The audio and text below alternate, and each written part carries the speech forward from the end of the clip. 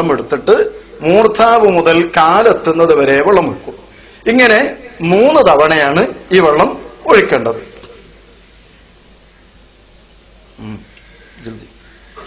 3 പ്രാവശ്യം വലത് ഭാഗത്ത്, പിന്നീട് അതേപോലെ 3 പ്രാവശ്യം ഇടത് ഭാഗത്തും വെള്ളം ഒഴിക്കും.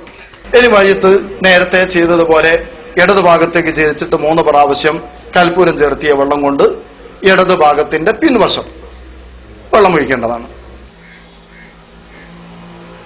കൂടെ ഇനി 3 പ്രാവശ്യം ഇതുപോലെ എനിക്കെടുത്തിയിട്ട് ഇതുപോലെ നേരത്തെ ചെയ്തതുപോലെ വലത് ഭാഗത്തേക്ക് ചരിച്ച് ഇടത് ഭാഗത്തും തല മുതൽ കാല് വരെ എത്തുന്ന വിധത്തിലാണ് 3 പ്രാവശ്യം വെള്ളം ഒഴിക്കുന്നത്.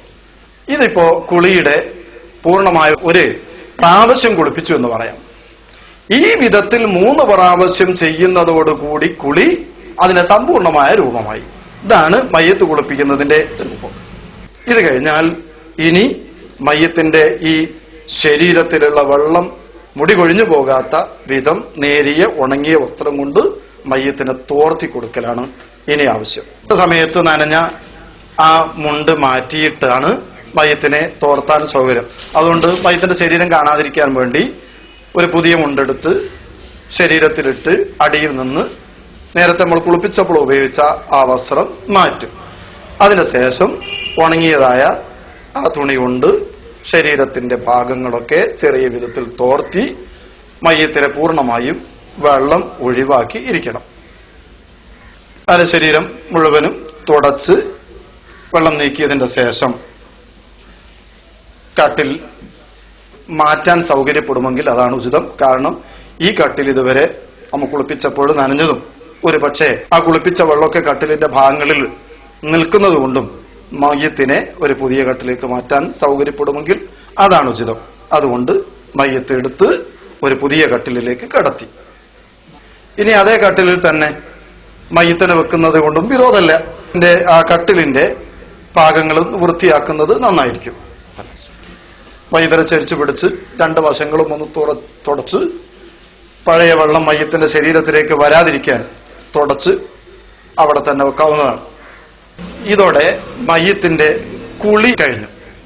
മയ്യത്ത് കുളിച്ചു കഴിഞ്ഞാൽ സാധാരണ നാം ജീവിതകാലത്ത് കുളിക്കുമ്പോൾ നമുക്ക് സുന്നത്തുള്ളതുപോലെ കുളിയുടെ ശേഷം 2 ഷഹാദത്ത് കലിമയും അതിന്റെ ശേഷമുള്ള ദുആവും അത് 3 പ്രാവശ്യം ചെല്ലൽ സുന്നത്തുണ്ട്. മയ്യത്തിന് വേണ്ടിയുള്ള കുളിയിലും ഈ സുന്നത്ത് നിലനിൽക്കുന്നു. അപ്പോൾ അശ്ഹദു അല്ലാ ഇലാഹ ഇല്ലല്ലാഹ് വഹ്ദഹു ലാ ശരീക ലഹു വഅശ്ഹദു അന്ന മുഹമ്മദൻ അബ്ദുഹു വറസൂലുഹു അല്ലാഹുമ്മ ജഅൽഹു മിനത്ത് തവ്വാബീന വജഅൽഹു മിനൽ മുതദഹിരീന വജഅൽഹു മിൻ ഇബാദിക സ്വാലിഹീൻ സുബ്ഹാനക അല്ലാഹുമ്മ വബിഹംദിക അശ്ഹദു അല്ലാ ഇലാഹ ഇല്ലാ അൻത അസ്തഗ്ഫിറുക വഅതൂബു ഇലൈക് എന്ന് 3 തവണ പറയലും സുന്നത്തുണ്ട്. ഇനി മയ്യത്ത് കുളി കഴിഞ്ഞാൽ അടുത്തത് മയ്യത്തിനെ എങ്ങനെയാണ് കഫൻ ചെയ്യേണ്ടത്, ഈ വിഷയവും കൂടി ഇതിന്റെ ഭാഗമായി നമ്മൾ അറിഞ്ഞിരിക്കേണ്ടതാണ്. കുളിയുടെ കാര്യത്തിൽ നേരത്തെ ഓർമ്മപ്പെടുത്തിയതുപോലെ പുരുഷനാണെങ്കിൽ പുരുഷനായ ബന്ധു, സ്ത്രീയാണെങ്കിൽ സ്ത്രീയായ ബന്ധുവാണ് മയ്യത്ത് കുളിപ്പിക്കുന്നത്. ഈ അവസരത്തിൽ കാര്യമായ വ്യത്യാസമൊന്നും കാര്യത്തിൽ പറയാനില്ല. താടി വാർന്നു വെക്കുന്നതും താടി കഴുകുന്നതും ഒക്കെ പുരുഷന്റെ കാര്യത്തിലുണ്ടാകും. സ്ത്രീയുടെ കാര്യത്തിൽ സാധാരണ ജീവിതകാലത്ത് കുളിക്കുന്നത് പോലെ ശ്രദ്ധിക്കേണ്ട കാര്യങ്ങളൊക്കെ ശ്രദ്ധിച്ച് അങ്ങ് കുളിപ്പിക്കണം. കുളിക്കുന്ന കാര്യത്തിൽ പുരുഷന്റെ കാര്യത്തിൽ മയ്യത്ത് പുരുഷനാകുമ്പോൾ പുരുഷന്മാരായ ബന്ധുക്കളും, മയ്യത്ത് സ്ത്രീയാണെങ്കിൽ സ്ത്രീകളായ അടുത്ത ബന്ധുക്കളുമാണ് കുളിപ്പിക്കേണ്ടത് എന്ന വിഷയം നേരത്തെ നാം ഉണർത്തി. ഇതാണ് കുളി സംബന്ധമായി പറയാനുള്ളത്. ഇനി മയ്യത്ത് കഫൻ ചെയ്യൽ എങ്ങനെ എന്ന കാര്യം നമുക്കൊന്ന് പരിശോധിക്കാം. തക്ഫീൻ അഥവാ കഫൻ ചെയ്യൽ. സ്ത്രീയും പുരുഷനുമായ മയ്യത്തുകൾ കഫൻ ചെയ്യുമ്പോൾ ചില്ലറ വ്യത്യാസങ്ങളുണ്ട്. പുരുഷനെ 3 തുണിയിൽ കഫൻ ചെയ്യലാണ് ഉത്തമമായ രൂപം. നിർബന്ധം ശരീരം മുഴുവനും മറയുന്ന ഒരു തുണിയിൽ കഫൻ ചെയ്താലും മതി. ഇത് സ്ത്രീയാകുമ്പോൾ 5 വസ്ത്രമാണ്. ഒരരയുടുപ്പ്, അതിന്റെ മുകളിലായ കമീസ്, പിന്നീട് ഒരു മക്കന, 2 പുടവയിൽ പൊതിയലും, ഇങ്ങനെ 5 വസ്ത്രം.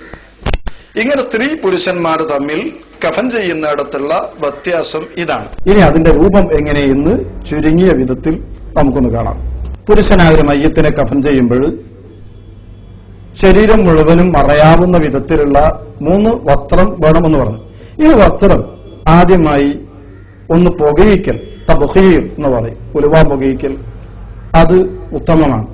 ശേഷം ആ പുടവകൾ വ്യത്യസ്ത സ്വഭാവത്തിലുള്ളതാണെങ്കിൽ, അഥവാ വീതിയോ ഭംഗിയോ കൂടുതലും കുറവും ഉള്ളതായിട്ടുണ്ടെങ്കിൽ ഏറ്റവും വീതിയും ഭംഗിയുമുള്ള വസ്ത്രം പുടവ ആദ്യം വിരിക്കുകയും അതിന്റെ മുകളിൽ തൊട്ടടുത്തതും അതിന്റെ മുകളിൽ തൊട്ടടുത്ത സ്ഥാനത്തുള്ളതുമായ പുടവകളാണ് വിരിക്കേണ്ടത്.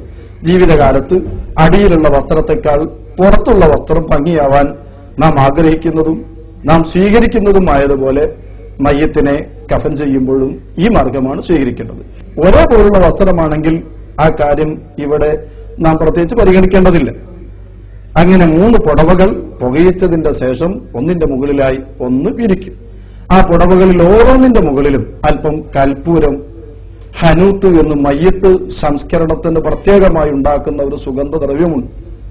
ആ ഭസ്മം ഉണ്ടെങ്കിൽ അതും ഓരോ പുടവയുടെയും മുകളിൽ വതറുന്നതും സുന്നത്താണ്. തുണികൾ വ്യത്യസ്തമാണെങ്കിൽ വീതിയുള്ളതും ഭംഗിയുള്ളതുമായ തുണി ആദ്യമെടുത്ത് വിരിക്കും. തുണി വിരിച്ചതിന്റെ ശേഷം അല്പം കൽപ്പൂരം അതിന്റെ മുകളിൽ ബദറൽ സുന്നത്താണ്.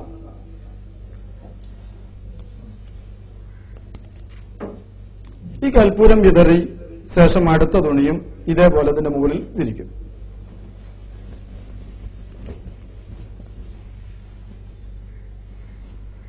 ഈ തുണിയുടെ മുകളിലും നേരത്തെ പറഞ്ഞതുപോലെ കൽപ്പൂരം അല്പം ബദറിയിരിക്കേണ്ടതാണ്. കൽപ്പൂരം കൊണ്ട് മയ്യത്തിന്റെ ശരീരത്തിലേക്ക് പെട്ടെന്ന് കീടങ്ങൾ കയറാതിരിക്കാനും ശരീരത്തിന് ഉറപ്പ് ലഭിക്കാനും അത് സഹായിക്കുമെന്ന് മഹാന്മാർ രേഖപ്പെടുത്തിയതായി കാണാം. 3ാമത്തെ തുണിയും വിരിച്ചു കഴിഞ്ഞാൽ അതിന്റെ മുകളിലും നേരത്തെ വതറിയതായ കൽപ്പൂരം അല്പം വതറിയിരിക്കണം. ഇത് വതറിയതിന്റെ ശേഷം ഇനി മയ്യത്തിന്റെ പിൻഭാഗത്ത് അല്പം പരുത്തി ഉറപ്പിച്ചു വെക്കുന്നതിന് സഹായകമായി ഒരു കെട്ട് സുന്നത്തായി ഫുഖഹാ പഠിപ്പിക്കുന്നുണ്ട്.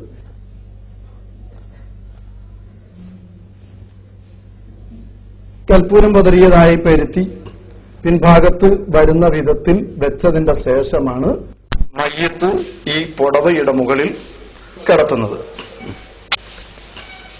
ഇനി നമുക്ക് കഫൻ ചെയ്യാനുള്ള മയ്യത്തിനെ പുടവയിലേക്ക് കൊണ്ടുവന്ന് കടത്തലാണ് അടുത്ത ഇനം. ആദ്യ ഭാഗം എന്ന നിലക്ക് നേരത്തെ നാം മുകളിൽ വിരിച്ച ആ വസ്ത്രം പഞ്ഞി മയ്യത്തിന്റെ നഗ്നഭാഗത്ത് പ്രസ് ചെയ്യുന്ന വിധത്തിൽ 2 കഷ്ണങ്ങൾ പരസ്പരം കൂട്ടിക്കെട്ടി ഭദ്രമാക്കും.